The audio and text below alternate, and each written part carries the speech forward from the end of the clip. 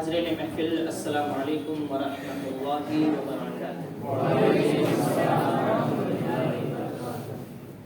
الحمد للہ رب العالمین والعاقبۃ للمتقین والصلاة والسلام علی سید الانبیاء والمرسلین وعلى آلہ واصحابہ الطیبین الطاہرین، اما بعد فاعوذ باللہ من الشیطان الرجیم، بسم اللہ الرحمن الرحیم۔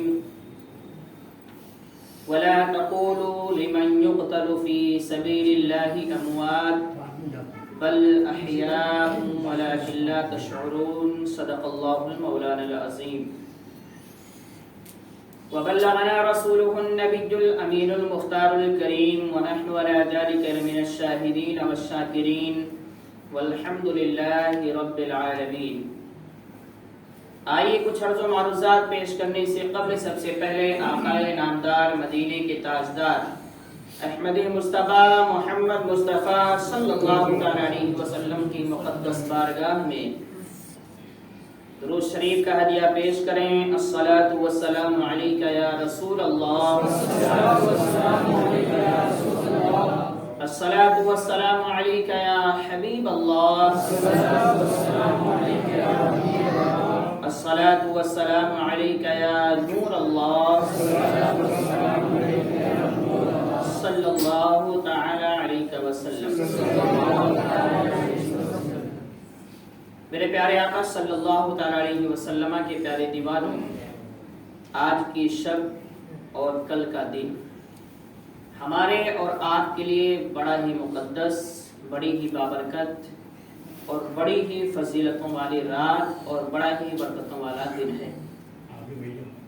اگر کوئی آج کی رات اور کل کے دن کو کھو دیتا ہے تو اس سے بڑا بد نصیب اور بد قسمت انسان آپ کو نہیں ملے گا، کیونکہ ایسی راتیں اللہ رب العزت قسمت والوں کو ہی عطا فرماتا ہے۔ اور ہم اور آپ جب ایسی راتیں پاتے ہیں تو یہ دعائیں کرتے ہیں کہ اللہ اگلے سال پھر یہ رات عطا فرما۔ دعائیں تو کرتے ہیں لیکن اگلے سال جب یہ رات آتی ہے تو ہماری طرف سے کوتاہیاں ہوتی ہیں، اللہ کی طرف سے کوتاہی نہیں ہوتی۔ اللہ کو انتظار فرماتا ہے کہ میرا بندہ میری بارگاہ میں آئے تو صحیح۔ انداز کیا ہو ہے بندے کا؟ اللہ انداز نہیں رہے، ٹوٹے پھوٹے لفظوں میں، اونچی آواز میں، نیچی آواز میں، دبی ہوئی آواز میں، جس انداز میں ہمیں اور آپ کو مانگنا آتا ہے وہ انداز لے کر ہم خدا کی بارگاہ میں حاضر ہو جائیں تو اللہ انداز نہیں دیکھتا ہے، دل دیکھتا ہے۔ میرا بندہ آیا ہے دل صاف کر کے تو عطا کر دو، لے جائے جتنا لے جانا ہے۔ اور اگر ہمارا دل صاف نہیں ہے، دکھانے کے لیے، نام کمانے کے لیے، ریاکاری مکاری کرنے کے لیے، تو پوری عمر بھی آدمی کرتا رہ جائے وہ ناکافی ہے، اس کے منہ پہ تماچا مار دیا جائے گا، کوئی فائدہ نہیں ہے۔ بہرحال آج کی رات اور کل کا دن ہمارے اور آپ کے لیے بڑا ہی مقدس ہے، اس لیے میں سب سے گزارش کروں گا کہ جو سب سے مقدس رات ہے اسی میں سب سے زیادہ ہماری محفل جو ہے، دیکھ رہے ہیں آپ، پبلک سب سے زیادہ نظر آ رہی ہے آپ کو، ہے نا؟ سب سے مقدس رات میں سب سے کم پبلک ہے آج۔ ہم بعد میں آئیں گے، بات الگ ہے، لیکن ہم نے کہا تھا کہ بھائی بات ایسی بیان کرنی ہے کہ شروع سے نہیں سنو گے تو سر کے اوپر سے بات جائے گی، پھر کیا بیان ہوا، ایسا ہوا ویسا ہوا، سمجھ میں نہیں آیا، یہ سب چیزیں ہوتی ہیں۔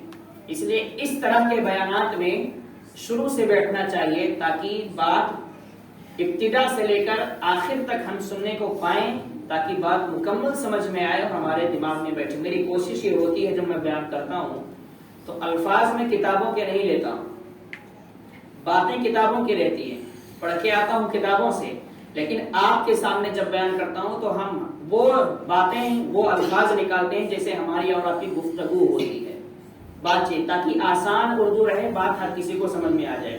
ورنہ کتابوں والی اردو، گاڑی اردو استعمال کریں گے تو سر کے اوپر سے جائے گا۔ تو ہماری کوشش یہ ہوتی ہے کہ جو ہم لفظ بولیں وہ آپ کو سمجھ میں آ جائے۔ آپ کی بھی کوشش یہ ہونی چاہیے کہ ہم جو بیان کرتے ہیں وہ شروع سے آخر تک آپ کے دماغ میں بیٹھنی چاہیے۔ بہرحال کل ہم نے آپ کے سامنے حضرت امام مسلم بن عقیل کے دو بچے محمد اور ابراہیم ان کی شہادت اور امام حسین کے قافلے کا مکہ سے نکل کر کربلا تک کیسے آنا ہوا، کیا کیا منظر راستے میں پیش آئے، ساری چیزوں کو بیان کیا تھا۔ آج کربلا کے میدان میں 10 محرم الحرام شریف یعنی یوم عاشورہ کو کیا ہوتا ہے، بس یہی آپ کے سامنے ہمیں بیان کرنا ہے، اور یہی اصل ہمارا اور آپ کا مقصد بھی ہے۔ اس سے پہلے کی گفتگو میں نے بتایا تھا کہ 9 محرم کی رات یعنی عاشورہ کی رات ہے، اور ابن سعد یعنی یزیدیوں کی فوج کی طرف سے اعلان ہو چکا تھا کہ حسین کے لشکر پر حملہ کر دیا جائے، لیکن جب حملے کی آواز آئی، چیخو پکار آئی، تو امام حسین رضی اللہ تعالیٰ نے کہا کہ بھائی جاؤ ان سے بات کرو، ایک رات کی مہلت دے دیں، ہم اپنے خدا کی بارگاہ میں اچھے سے نماز پڑھ لیں، دعائیں کر لیں، استغفار کر لیں، درود پڑھ لیں، اپنے خدا کو جتنا ہو سکے راضی کر لیں، اور صبح جو ہوگا پھر دیکھا جائے گا۔ بہرحال فوج کی طرف سے، یزیدیوں کی طرف سے یہ مہلت تو مل گئی۔ امام حسین رضی اللہ تعالیٰ اور آپ کے پورے ساتھیوں نے رات بھر خوب رو رو کر اللہ کی بارگاہ میں عبادتیں کی، دعائیں کی، توبہ استغفار کیے۔ اس کے بعد میں جب صبح نمودار ہوئی تو سب سے پہلے امام حسین رضی اللہ تعالیٰ نے فجر کی نماز ادا فرمائی، آپ کے ساتھیوں نے فجر کی نماز ادا فرمائی، اور فجر کی نماز ادا کرنے کے بعد میں دشمن بالکل تیاری میں تھے کہ ایک رات کی مہلت مانگا تھا، رات تو مکمل ہو چکی ہے، اب حسین یا تو یزید کی بیعت کریں اور یا پھر لڑنے مرنے کے لیے تیار ہو جائیں۔ ابن سعد کی فوج سامنے ہے، امام حسین رضی اللہ تعالیٰ پہلے فوج کے سامنے جاتے ہیں، اور جانے کے بعد میں آپ ایک تقریر فرماتے ہیں کہ سنو، میں اپنی مرضی سے تمہارے بیچ میں نہیں آیا تھا، تمہارے کہنے پر آیا، تمہارے خطوط ہمارے پاس آئے، تم نے وعدہ کیا، وفاداری کا وعدہ کیا، سارے وعدے تم نے خطوط میں لکھے ہوئے تھے، اس لیے ہم تمہارے پاس آئے ہیں، ورنہ ہمیں تمہارے پاس آنے کی کوئی ضرورت نہیں تھی۔ تم نے تو وفاداری کا وعدہ کیا تھا، تم نے ہماری اقتداء کا وعدہ کیا تھا، تم نے ہمارے ہاتھ پر بیعت کرنے کا وعدہ کیا تھا، بہت ساری خواہشیں تم نے ظاہر کی تھی، انہی خواہشوں کو مد نظر رکھتے ہوئے ہم یہاں کربلا تک آئے ہیں، کوفہ تک آئے ہیں، لیکن آج تمہیں کیا ہو گیا؟ کیا تمہیں یہ نہیں معلوم کہ میں نواسے رسول ہوں؟ کیا تمہیں یہ نہیں معلوم میں علی بن طالب کا بیٹا ہوں؟ کیا تمہیں یہ نہیں معلوم کہ میں فاطمہ زہرا کا لال ہوں؟ کیا تمہیں یہ نہیں معلوم کہ اس وقت روئے زمین پر نواسے رسول میں سے میرے علاوہ کوئی نہیں موجود ہے، میں تنہا ہوں جو نواسے رسول کی حیثیت سے موجود ہوں، اور تم خوب جانتے ہو ہماری فضیلت، تم نے میرے نانا جان رسول اعظم سے سنا تھا کہ ہم جنتی جوانوں کے سردار ہیں۔ یہ سارے بیانات آپ ان یزیدیوں کے سامنے کرتے ہیں، لیکن جب شمر کو لگا کہ امام حسین کے بیان کا اثر جو ہے اس کی فوج پر ہونے لگا، اس کو ڈر محسوس ہوا کہیں ایسا نہ ہو کہ یہ فوج امام حسین کی باتوں میں آ کے امام حسین کے قافلے میں چلے جائیں اور ہم کو اکیلے چھوڑ دے، تو شمر بدبخت جو ہے وہ سامنے آتا کہتا ہے کہ آپ کے تقریر کی ہمیں کوئی ضرورت نہیں ہے، آپ یا تو یزید کی بیعت کرو اور یا پھر لڑائی جھگڑے کے لیے تیار ہو جائے۔ امام حسین رضی اللہ تعالیٰ نے فرمایا کہ مجھے معلوم تھا کہ تمہاری طرف سے یہی جواب آئے گا، لیکن یہ میری ذمہ داری ہے تاکہ میں اتمام حجت کر لوں اور تمہیں حق اور باطل کے اندر فرق بتا دوں، تاکہ قیامت میں تم یہ نہ کہہ سکو، یہ بہانہ نہ بنا سکو کہ امام حسین نے ہمیں حق اور باطل نہیں بتایا تھا، اس لیے ہم ان کے خلاف کھڑے ہو گئے تھے۔ امام حسین رضی اللہ تعالیٰ نے جب اتمام حجت فرمایا تو اس میں سے ایک شخص جو تھا وہ بڑی تیزی کے ساتھ آپ کو کہتا ہے کہ آپ کے بیان کی کوئی ضرورت نہیں ہے، اور آپ یا تو لڑنے مرنے کے لیے تیار ہو جائیں یا یزید کے ہاتھ پر بیعت کر لیں۔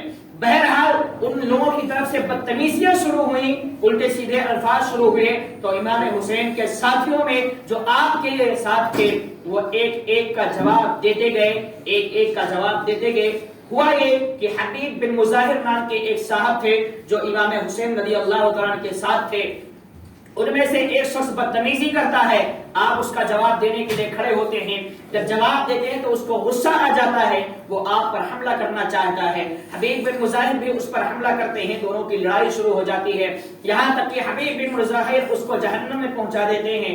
جب یزیدیوں نے دیکھا کہ ہمارے ایک ساتھی کو حبیب نے جو ہے وہ جہنم میں پہنچا دیا, تو وہ سارے کے سارے آپ پر ٹوٹ پڑتے ہیں. لیکن حبیب جو ہے وہ اتنے بہادر تھے کہ اکیلے تنہا ان کی فوج میں گھس جاتے ہیں اور اکیلے تنہا ان سے مقابلہ کرتے ہیں. یہاں تک کہ اخیر میں آپ پر اتنی بارشیں تیروں کی ہو جاتی ہیں, نیزوں کی اتنی بارشیں ہو جاتی ہیں کہ زخموں کی تاب نہیں لا سکے اور شہید ہو گئے. اس کے بعد جب حضرت حر, آپ جانتے ہیں یہ حضرت حر کون ہیں؟ یہ وہی ہیں جنہوں نے امام حسین رضی اللہ عنہ کا راستہ روکا تھا ابن زیاد کی طرف سے. ابن زیاد کی طرف سے, کل ہم نے بیان کیا تھا نا, ابن زیاد کی طرف سے 1000 فوج لے کر یہ آئے تھے اور امام حسین کا راستہ روکے تھے کہ نہ آپ کو مدینہ نہیں جانے دیں گے, آپ کو کوفہ جانا ہے, ابن زیاد کا حکم ہے. لیکن جب امام حسین رضی اللہ عنہ نے تقریر فرمائی تو یہ تقریر ان کے دل پر اثر کر گئی. وہ اتنے بڑے بہادر تھے کہ تقریر سننے کے بعد میں وہ کانپنے لگے, تھر تھرانے لگے. ابن سعد نے کہا فوج سے کہ حملہ کر دیا جائے, تو حر نے کہا تجھ پر لعنت ہو, امام حسین کی اس تقریر کے بعد بھی اب بھی تو حملہ کرنا چاہتا ہے.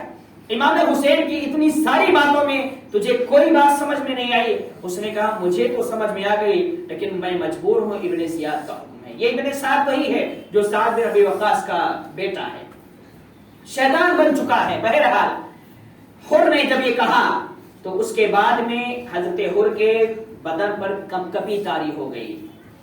کیوں کپکپی طاری ہوئی؟ کہ یہ مقابلہ کسی معمولی انسان کے ساتھ نہیں تھا, یہ نواز رسول کے ساتھ تھا. اور نواز رسول کے ساتھ مقابلہ کرنے کا مطلب یہ ہے کہ یزید کی فوج ایک طرف جہنم ہے, نواز رسول ایک طرف جنت ہے, بیچ میں یہ ہیں. حضرت حر فرماتے ہیں کہ میں جب یہ تقریر سنا تو میں سوچنے لگا کہ اللہ, ایک طرف جہنم ہے اور ایک طرف جنت ہے, کروں تو کیا کروں, جاؤں تو کہاں جاؤں. اس کے بعد حضرت حر سے ایک شخص نے کہا کہ کیا ہو گیا تمہیں, کیوں کانپ رہے ہو, اتنی تیزی سے کیوں کانپنے کی ضرورت ہے, معاملہ کیا ہے, تمہارے اندر کیوں اتنی کپکپاہٹ طاری ہو گئی, تم اتنے بڑے بہادر ہو, ڈر رہے ہو. حضرت حر نے فرمایا ڈر تو نہیں رہا ہوں, لیکن معلوم ہے تمہیں تم کس سے مقابلہ کرنے جا رہے ہو, نواز رسول سے مقابلہ کرنے جا رہے ہو. نواز رسول سے مقابلہ کرنے کا مطلب یہ ہے تم اپنی آخرت کو برباد کرنے کے لیے جا رہے ہو. حضرت حر جو امام حسین کے مخالف تھے وہ کہتے ہیں کہ جنت اور جہنم میرے سامنے ہے, میں جنت کو اختیار کروں گا, بھلے سے میرے جسم کے ٹکڑے ٹکڑے ہو جائیں. اس کے بعد آپ اپنے گھوڑے پر سوار ہوتے ہیں اور گھوڑے کی زین کستے ہیں اور دوڑتے ہوئے امام حسین کے لشکر میں شریک ہو جاتے ہیں. وہ حضرت حر کون, جو ابن زیاد کے لشکر کے سپہ سالار تھے, امیر تھے.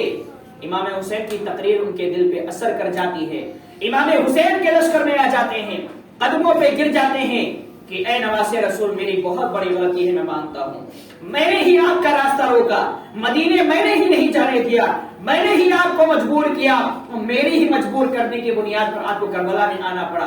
یہ میرا بہت بڑا جو ہے وہ بھول ہو گیا تھا, بہت بڑا مجھ سے گناہ ہو گیا ہے, لیکن میں آپ کی بارگاہ میں توبہ کرتا ہوں, آپ سے معافی مانگتا ہوں, کیا اللہ مجھے معاف فرمائے گا. امام حسین کی بارگاہ ایسی جو کسی کو دھتکارتی نہیں ہے. آپ فرماتے ہیں یقیناً اگر تمہیں اپنی غلطی پر نادم و پشیمانی ہونے کا اثر ہو گیا, اپنی غلطی کا احساس ہے, تو یقیناً اللہ تمہیں معاف فرمائے گا.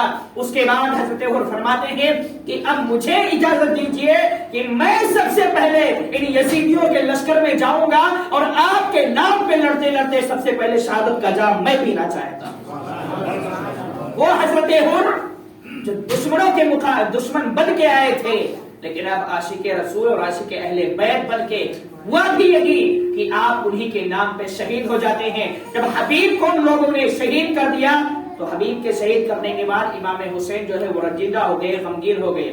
اور یہ رنجیدہ ہونا, غمگین ہوگا حضرت حر کو گوارا نہیں ہوا. دیکھا کہ امام حسین رنجیدہ ہے, تلوار اٹھائی تیاری کے ساتھ. آپ اور حضرت زہیر جو حج سے نکلے تھے, کوفہ جا رہے تھے, راستے میں ملاقات ہو گئی تھی. یہ دونوں جو ہے مقابلے کے لیے نکل گئے. ہوا یہ کہ دشمنوں کا مقابلہ ان سے ہو رہا ہے. حضرت حر کے مقابلے میں ایک آیا, آپ نے اس کو فوراً کام تمام کیا جہنم میں پہنچا دیا، دوسرا آیا کام تمام کیا جہنم میں پہنچا دیا۔ جب ان لوگوں نے دیکھا کہ حضرت ہود جیسا بہادر ایک ایک کر کے جو ہے وہ کوئی ان سے مقابلہ نہیں کر پایا، تو پوری فوج ایک ساتھ آتی ہے، آپ پہ حملہ کرتی ہے۔ حضرت ہود مقابلہ کر رہے ہیں، حضرت ہود اگر ان کے بیچ میں گر جاتے ہیں تو حضرت زہیر جو ہے ان کو چھڑاتے ہیں، حضرت زہیر گر جاتے ہیں تو حضرت ہود چھڑاتے ہیں، یہاں تک کہ حضرت ہود کے گھوڑے کو زخمی کر کے گرا دیا گیا۔ اور یزیدیوں میں سے ایک شخص یہ کہتا ہوا نظر آیا کہ حضرت ہود کے گھوڑے کو میں نے گرا تو دیا، لیکن ہود شیر ببر کی طرح گھوڑے سے چھلانگ لگا کے اور پھر ہمارے بیچ گھس آتے ہیں اور ہم سے مقابلہ کرنے لگتے ہیں۔ اور اتنا زبردست مقابلہ کیا، حضرت ہود نے کہا تم نے میرے گھوڑے کو زخمی کر دیا تو کیا ہوا، میں شیر ببر سے بھی زیادہ بہادر ہوں اور تم سے مقابلہ کرنے کی طاقت ابھی بھی ہے۔ اور لڑتے گئے، کئی لوگوں کو آپ نے جہنم میں پہنچایا، یہاں تک کہ سبوں نے ایک ساتھ آپ پہ حملہ کیا اور آپ شہید ہو گئے۔ اب جب آپ شہید ہو گئے تو حضرت زہیر اکیلے بچے، وہ بھی مقابلہ کرتے گئے اور وہ بھی اسی بیچ میں شہید ہو گئے۔ جب یہ 3 سے 4 لوگ شہید ہو گئے، اس کے علاوہ کئی لوگ شہید ہوئے، تو حضرت امام حسین رضی اللہ تعالیٰ عنہ کی بارگاہ میں اب وہ شخصیتیں آنے لگی اجازت مانگنے جو اہل بیت میں سے تھی۔ امام مسلم بن عقیل، جنہوں کو رسول امام حسین نے بھیجا تھا کوفہ کہ جاؤ حالات معلوم کرو، وہ تو شہید ہو چکے تھے، اب ان کے 4 بیٹے وہاں پر موجود تھے۔ سب سے پہلے بیٹے حاضر ہوئے کہ میں جو ہے وہ آپ سے اجازت چاہتا ہوں اور ان دشمنوں کا مقابلہ کر کے شہید ہونا چاہتا ہوں۔ آپ نے فرمایا کہ یہ بتاؤ کہ تمہارے باپ جو ہے وہ شہید ہو گئے، ابھی انہی کا غم ہم نہیں بھولے ہیں، تمہیں کیسے اجازت دے دیں؟ بہرحال وہ عشق والے تھے، وہ یہ چاہتے تھے کہ امام حسین رضی اللہ تعالیٰ کی شہادت کے بعد ہمیں جینے کا کوئی حق نہیں ہے۔ انہوں نے کہا کہ اجازت دیجیے، ہم ان سے مقابلہ کریں گے اور جائیں گے۔ بہرحال آپ نے اجازت دے دی۔ امام مسلم بن عقیل کے صاحبزادے حضرت عبداللہ بن مسلم مقابلے کے لیے گئے۔ لڑائی کافی دیر تک یزیدیوں کے ساتھ چلتی رہی، آپ بھی شہید ہو گئے، دوسرے بھائی گئے، تیسرے بھائی گئے، چوتھے بھائی گئے۔ یہ جب شہید ہو گئے سارے کے سارے، آپ کے چچا بھی وہاں پر موجود تھے، وہ دیکھتے ہیں کہ بھتیجا جب شہید ہو گیا تو وہ بھی جاتے ہیں جلال کے عالم میں، اور دشمنوں کو کئی لوگوں کو مارنے کے بعد میں وہاں پر جہنم میں پہنچانے کے بعد میں آپ بھی شہید ہو جاتے ہیں۔ اور پھر اب باری آتی ہے حضرت علی کے بیٹوں کی باری آتی ہے، یعنی امام حسین رضی اللہ عنہ کے چچا زاد بھائیوں کی باری آتی ہے۔ وہ آپ کی بارگاہ میں آ گئے کہ ہمیں اجازت دیجیے، ہم مقابلے میں جائیں گے اور ہم ان کا مقابلہ کریں گے، انہیں جہنم میں پہنچائیں گے۔ آپ اجازت نہیں دے رہے تھے، آپ نے کہا کہ وہ لوگ صرف میری جان لینا چاہتے ہیں، مجھے شہید کرنا چاہتے ہیں، اس لیے مجھے جانے دو، میں شہید ہو جاؤں گا تو وہ سارے کے سارے تم سب کو بخش دیں گے، تمہارے ساتھ کوئی سلوک نہیں کریں گے۔ بہرحال وہ ماننے والے نہیں تھے، وہ امام حسین کے سچے وفادار تھے۔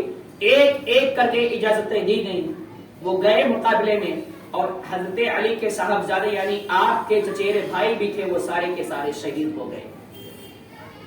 جب امام مسلم بن عقیل کے بیٹے اور آپ کے بھائی امام حسین کے چچیرے بھائی یہ سارے کے سارے شہید ہو گئے، اب بچتا ہے آپ کے گھر والوں کا نمبر، اور یہی سے اصل کربلا کا منظر شروع ہوتا ہے۔ یہ سارے لوگ شہید ہو گئے، ایک ایسا انسان نواسہ رسول جس کے سینے پر 100 کروڑ شہیدان کربلا کا غم ہے، ابھی بھی کئی لوگ شہید ہو چکے ہیں۔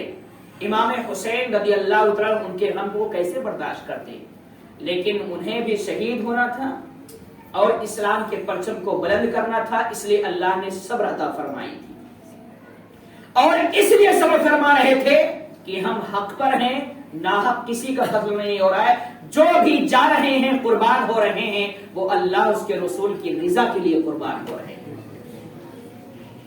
جب سارے کے سارے شہید ہو گئے تو اب بچتے ہیں کون؟ حضرت امام حسن کے صاحبزادے حضرت قاسم بچتے ہیں۔ حضرت قاسم یہ کون ہے؟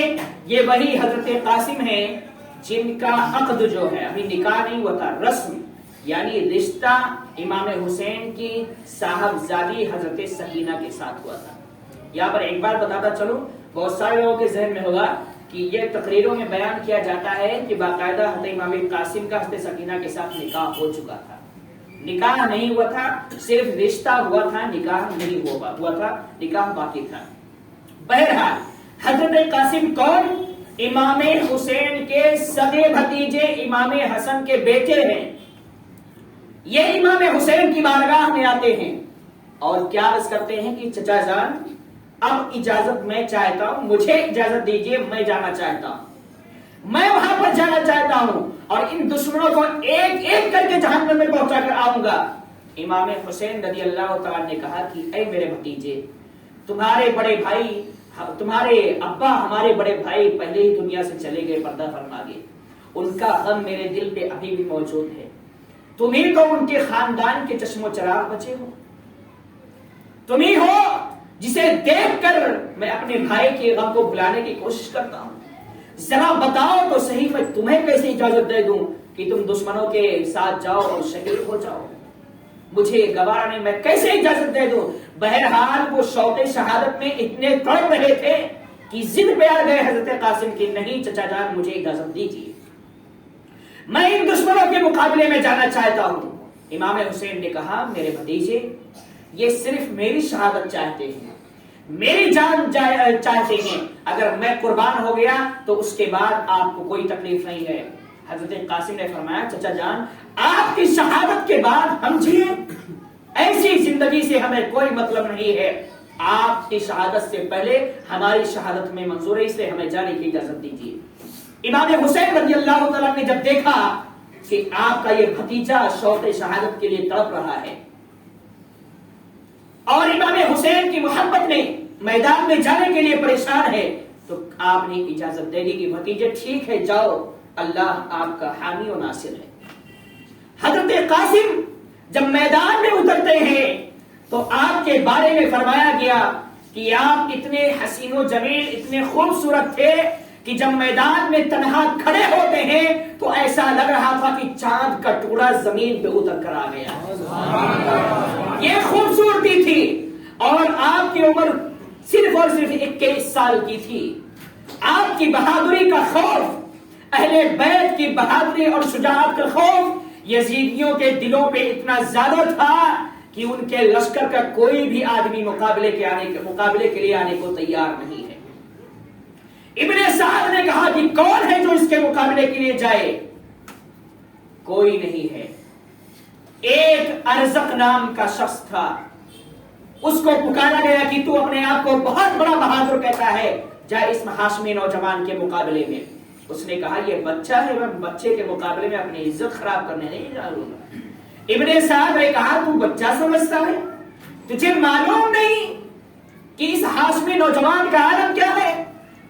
یہ اتنا بہادر ہے، 3 دن بھوکے اور پیاسے رہنے کے باوجود اس کی بہادری کا عالم یہ ہے کہ یہ ایک ایک کو سب کو جہنم میں پہنچا دے گا.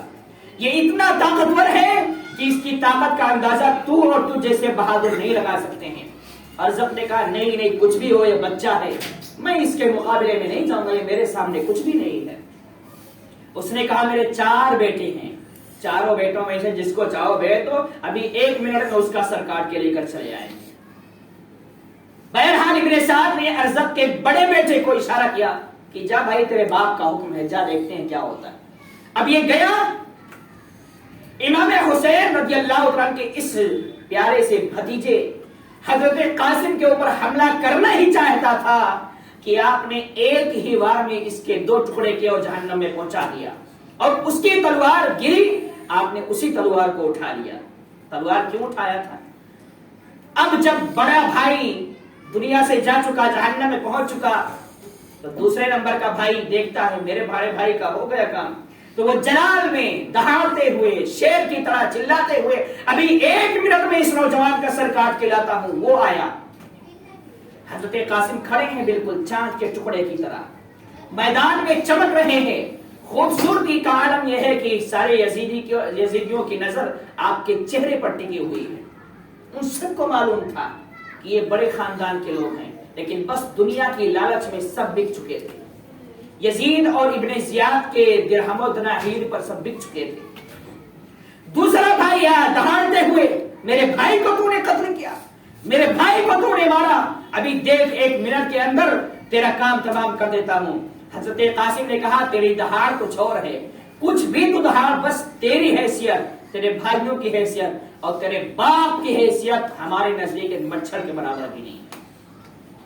جب آپ نے یہ کہا تو وہ اور جلال میں آ گیا، میں اتنا بڑا بہادر ہوں، یہ ایسی ایسی باتیں کر رہا ہے۔ بہرحال اس نے بھی آپ پر حملہ کرنا چاہا، حملہ تو کیا، حضرت قاسم نے اس کے حملے کو روک لیا، اور اس کے بعد جب آپ نے حملہ کیا تو پہلے ہی حملے میں اس کے بھی 2 ٹکڑے ہوئے اور وہ بھی جہنم میں پہنچ گیا۔ حضرت قاسم نے جب دوسرے بھائی کو بھی جہنم میں پہنچا دیا، تیسرا بھائی نکلا، میرے بھائیوں کے ساتھ ایسا ہو گیا، میں تو اس نوجوان کو نہیں چھوڑوں گا، کچھ بھی ہو جائے آج یہ نوجوان میرے ہاتھ سے بچ کے نہیں جائے گا۔ جناب والا تیسرے بھائی آئے، انہوں نے وار کرنا چاہا، حضرت قاسم نے اس کا بھی وار روک لیا، تھوڑا بھی زخم نہیں آیا، اور اپنی طرف سے وار کیا تو اس کے بھی 2 ٹکڑے ہو گئے، وہ بھی جہنم میں پہنچ گیا۔ اب چوتھا بھائی دہاڑتا ہوا، چلاتا ہوا، اپنی بہادری کے ڈنکے بجاتا ہوا، میں ایسا بہادر ہوں، میں ویسا بہادر ہوں، میں ایسا ہوں، مجھ سے یہ نوجوان میرے سامنے 1 منٹ کے لیے نہیں ٹک پائے گا۔ حضرت قاسم نے کہا آ تو صحیح، دیکھتے ہیں کتنا بڑا پہلوان ہے تو۔ وہ بھی آیا، چلاتے ہوئے، چیختے ہوئے، دہاڑتے ہوئے آیا۔ حضرت قاسم نے کہا کہ تو نے اپنے 3 بھائیوں کا انجام دیکھ لیا ہے، لا تجھے تیرے 3 بھائیوں کے پاس پہنچا دیتا۔ اب وہ جلال میں آ گیا کہ یہ 21 سال کا نوجوان مجھے مارے گا، یہ مجھے مارنے کی بات کر رہا ہے۔ اس نے جلال میں آ کے آپ پر حملہ کیا۔ حضرت قاسم رضی اللہ تعالیٰ نے اس کے بھی حملے کو روک لیا، اور روکنے کے بعد کیا کیا، جب آپ نے حملہ کیا تو وہ حملے کو روک نہ پایا اور وہ بھی 2 ٹکڑے ہو گیا، جہنم میں پہنچ گیا۔ جب 4 بیٹے ایک ساتھ میں جہنم میں پہنچتے ہیں تو ارزق باپ جو کہہ رہا تھا یہ بچہ ہے، اس کے مقابلے میں نہیں جاؤں گا، یہ تو میرے سامنے کا بچہ ہے، اس کے مقابلے میں جاننا ہے میری بے عزتی ہے، میں اس کے مقابلے میں نہیں، میرے بیٹے ہی اس کے لیے کافی ہے۔ جب 4 بیٹے جہنم میں پہنچ چکے تو اب اس کو احساس ہوا کہ یہ بچہ تو ہے لیکن یہ بڑے بڑے باپ کا بھی باپ ہے، یہاں پر یہ بڑے بڑے بہادروں کا بھی باپ ہے۔ اب وہ چیختا ہوا، چلاتا ہوا، دہاڑتا ہوا، شیر بغر کی طرح چیختا ہوا میدان کی طرف بڑھا، حضرت قاسم کی طرف، تو نے میرے بیٹوں کے ساتھ ایسا کیا؟ تجھے معلوم ہے میں کون ہوں؟ میں اتنا بڑا پہلوان ہوں، میرا یہاں نام چلتا ہے، میرا وہاں نام چلتا ہے۔ حضرت قاسم نے کہا تو کہیں کا پہلوان ہوگا، اہل بیت کے نزدیک تو مچھر سے زیادہ نہیں ہے، تیری حیثیت ہمارے نزدیک مچھر سے بڑھ کے نہیں ہے۔ جلال میں آ گیا، اس نے پہلے تلوار سے پہلے نیزوں سے وار کیا، نیزے سے۔ حضرت قاسم نے بھی نیزے سے وار کیا، جب اس نے نیزے سے وار کیا تو آپ نے اس کے وار کو بیکار کر دیا، آپ پر نہیں لگی۔ جب نیزہ نہیں لگا تو پھر اس نے کیا کیا، اب تلوار نکالی، جب وہ تلوار نکالا تو حضرت قاسم نے بھی تلوار نکالا، اور حضرت قاسم نے کون سی تلوار نکالا؟ اس کے بڑے بیٹے کی تلوار جو مرا تھا اور چھوڑ دیا تھا، وہی تلوار نکالا۔ اب یہ ارزق جب دیکھتا ہے کہ میرے بیٹے کی تلوار ہے، یہ کہاں سے؟ تو حضرت قاسم نے کہا تیرا بیٹا مجھے دے کر گیا ہے کہ اسی تلوار سے میں تجھے بھی کام تمام کر دوں، تجھے بھی جہنم میں پہنچا دوں۔ جب آپ نے یہ ارشاد فرمایا تو وہ اور جلال میں آ گیا۔ جلال میں دونوں میں مقابلہ، واقعی وہ بہادر تھا، ایسا نہیں کبھی بہادر نہیں تھا، لیکن اہل بیت کے مقابلے میں اس کے کوئی حیثیت نہیں تھی، اوروں کے مقابلے میں وہ بہادر تھا۔ دونوں میں مقابلہ ہو رہا ہے، حضرت قاسم اس پہ حملہ کرنا چاہ رہے ہیں، وہ آپ پہ حملہ کرنا چاہ رہا ہے، لیکن جس گھوڑے پر سوار تھا اس گھوڑے کی زین جو ہے وہ کسی ہوئی نہیں تھی۔ حضرت قاسم نے کہا تو اپنے آپ کو اتنا بڑا پہلوان کہتا ہے اور تجھے گھوڑے پر سوار ہونا اور گھوڑے کی زین کسنا بھی نہیں آتا ہے، تو کتنا بڑا پہلوان ہے۔ بس وہ جھکتا ہے زین کسنے کے لیے، حضرت قاسم ایک ہی وار کرتے ہیں، اس کا تن سر سب الگ ہو جاتا ہے، 2 ٹکڑے ہو جاتا ہے۔ اب جب وہ اتنا بڑا یزیدیوں کا پہلوان اس کے 4 بیٹے کو اس نوجوان نے 21 سال کے نوجوان نے جہنم میں پہنچا دیا تو لشکر میں ایک دم خوف پیدا ہو گیا کہ جب اتنا بڑا پہلوان نہیں ٹک پایا تو اب کون اس کے مقابلے میں جائے گا۔ لیکن حضرت قاسم پیاس سے ٹوٹ چکے تھے، واپس آ گئے میدان سے حضرت امام حسین کے پاس کہ یا اخاہ العطش العطش، اے چچا جان پانی چاہیے پانی چاہیے.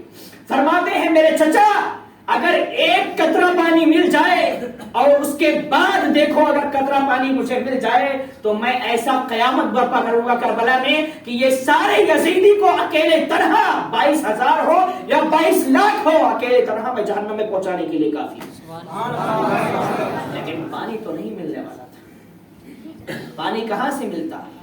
3 دن سے پانی بند کر دیا گیا. امام حسین رضی اللہ تعالیٰ نے سینے سے لگایا, پیشانی کو چوما, میرے بھتیجے پانی ملے گا, بس کچھ دیر کے بعد تمہیں اپنے نانا جان کے ہاتھوں سے جام کوثر پینے کو ملے گا. حضرت قاسم پھر چل دیے میدان میں اور للکارا کہ ہے تمہارے لشکر میں کوئی میرے مقابلے میں آنے کے لیے تو بھیجو اس کو آئے میرے مقابلے میں. لیکن کوئی نہیں تھا, ہمت کسی کے اندر نہیں تھی. اتنے میں آواز آئی کہ اے یزیدیو, اے لشکر کے لوگ,